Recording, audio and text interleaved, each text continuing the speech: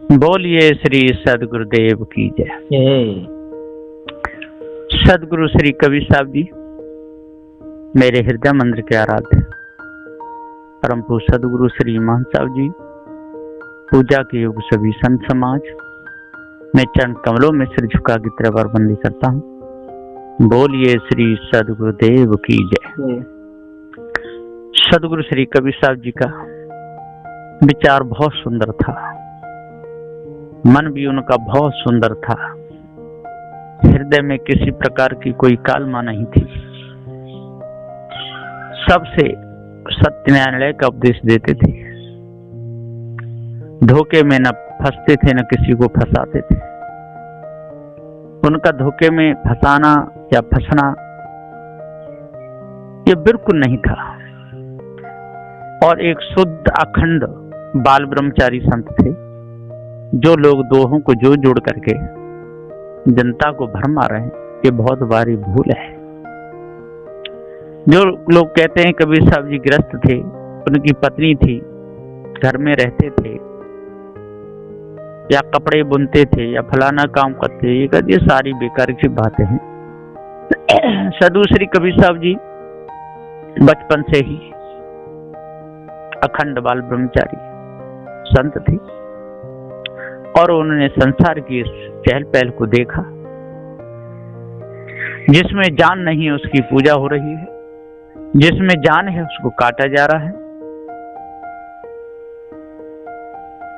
जिसमें ज्ञान गुण कुछ भी नहीं है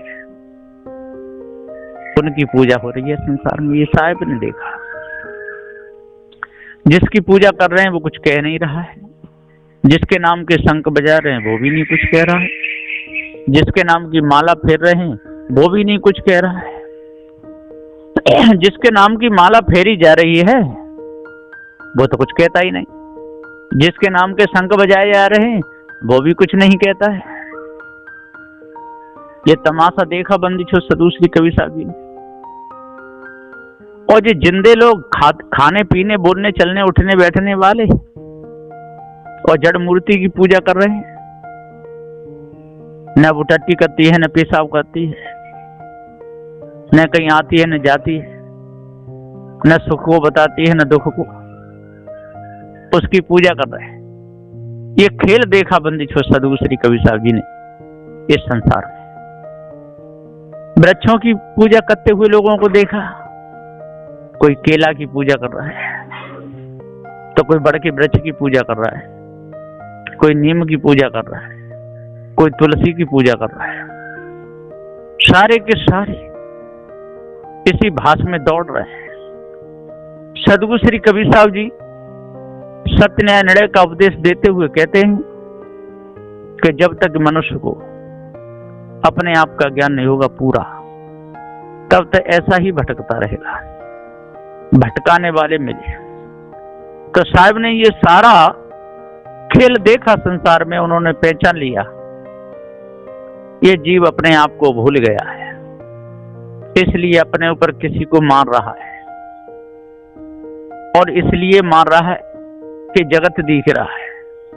इसके मन में ऐसी एक कोई भ्रमना पैदा हो गई है कि कोई जरूर होगा इस जगत का कर्ता। जब वो ये जगत इतना बड़ा है तो बनाने वाला जाने कितना बड़ा होगा। हम तो छोटे छोटे हैं, वो बहुत बड़ा है, इसलिए हमारे देखने में नहीं आ रहा है, तो वो हम लोगों से अलग रहता है। यदि सामने आ गया तो हम लोग डर जाएंगे, इसलिए वो दूर रहता है। ऐसी कल्पना इन लोगों ने अपने मन में की। सदगुरुदेव जी पुकार के समझाते हुए कहते हैं कि जब तक इस भाष में ये लोग बहते रहेंगे और धोखे में रहेंगे, तब तक इन लोगों के अंदर से ये कल्पना निकलेगी नहीं। साहब ने विचार करा कि अब इसका मेरे को विरोध करना चाहिए। सदगुरु श्री कबीर साहब ने डंके की चोट भरम का विरोध किया। जो लोग पत्थरों की मूर्तियों के सामने बकरों को काटते थे, भैंसाओं को काटते थे, बैलों को काटते थे, गाय को काटते थे, और भी जंगल के जंतुओं को पकड़ करके काटते थे। उन सबका विरोध सदगुरु श्री कबीर साहब ने कहा कि भैया ऐसा मत करो, ये हत्या है, इसका बदला आपको देना पड़ेगा, है ना। इसमें अविनाशी जीव है, मनुष्य जन्म में ही इसने ये कर्म बनाए, ये अपने कर्मों का फल भोग रहा है। आप इनको काटोगे मारोगे तब भी ये तो कर्म का फल भोगेंगे, और नहीं मारोगे तब भी भोगेंगे। आपके कर्म बन जाएंगे तो फिर आपको फिर जाना पड़ेगा। इसलिए मारना काटना सताना इनको छोड़ दो। सदगुरु श्री कबीर साहब ने जड़ मूर्तियों का भी विरोध किया। उन्होंने कहा भैया इनकी पूजा मत करो। हाँ बना लेते हो कोई बात नहीं है, बना ली, यादगारी है, रखने के लिए, देखने के लिए, ऐसे पिता थे, ऐसी माँ थी, ऐसे गुरु थे, ऐसे, इसमें तो कोई दोष नहीं है। लेकिन आप बनाओगे तो पूजा भी करोगे, और पूजा करोगे तो जड़ाध्यास टिकेगा, उसके प्रति आपकी श्रद्धा हो जाएगी, भाव हो जाएगा, तो छूटना बहुत मुश्किल होगा। इसलिए जड़ मानंदी में फंसना या जड़ों की पूजा करना ये मिथ्या धोखा है। इसको दूर करो।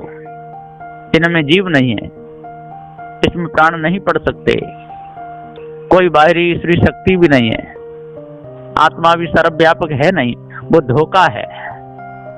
आत्मा नाम की कोई चीज नहीं, मनुष्यों के हृदय से उठी कल्पना है, भास है।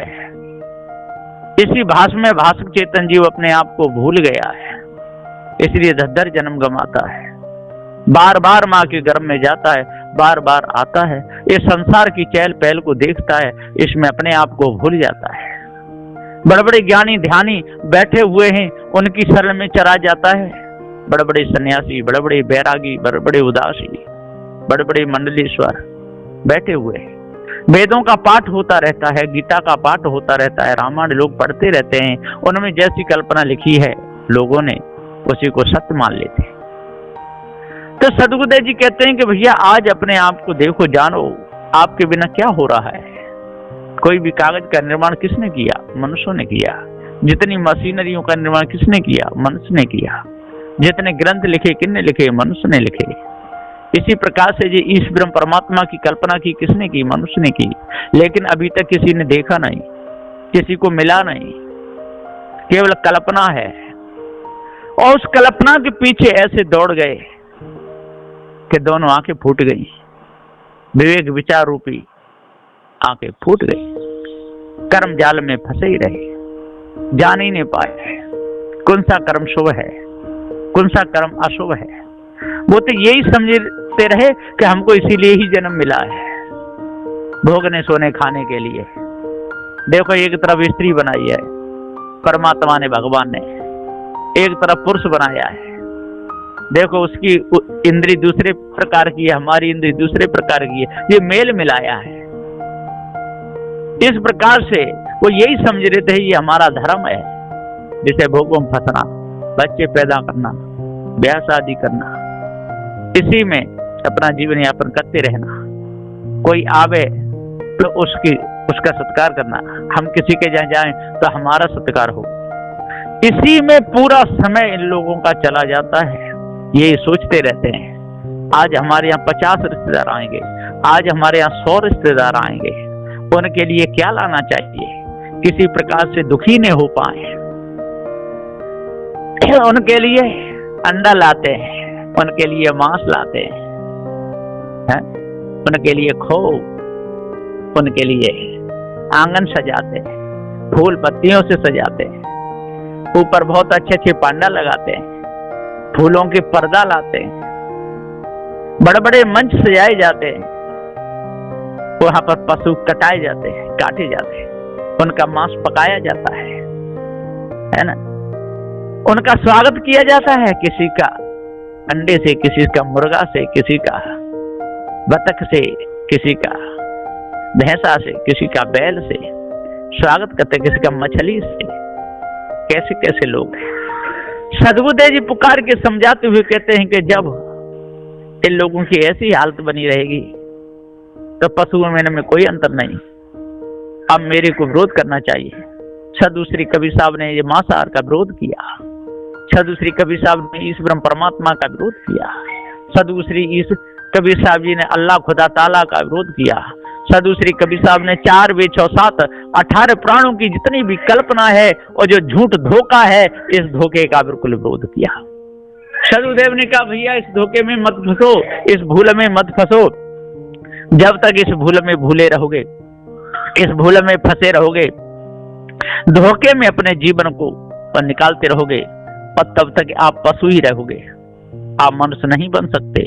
इसलिए अपने आप को जानो, दया करो, दया करो, सब पर दया करो, है ना। बिल्कुल महामूर्ख जो कुछ भी नहीं जानता हो, चोरी हिंसा विचार में अपने समय को निकाल रहा हो, उस पर भी दया करो। और जब तक ये लोगों पर आप दया नहीं करोगे, और तब तक आप भी कसाई बने रहोगे, और वो तो कसाई है ही हैं, इसलिए उनको तो कर्म का फल मिलेगा ही मिलेगा।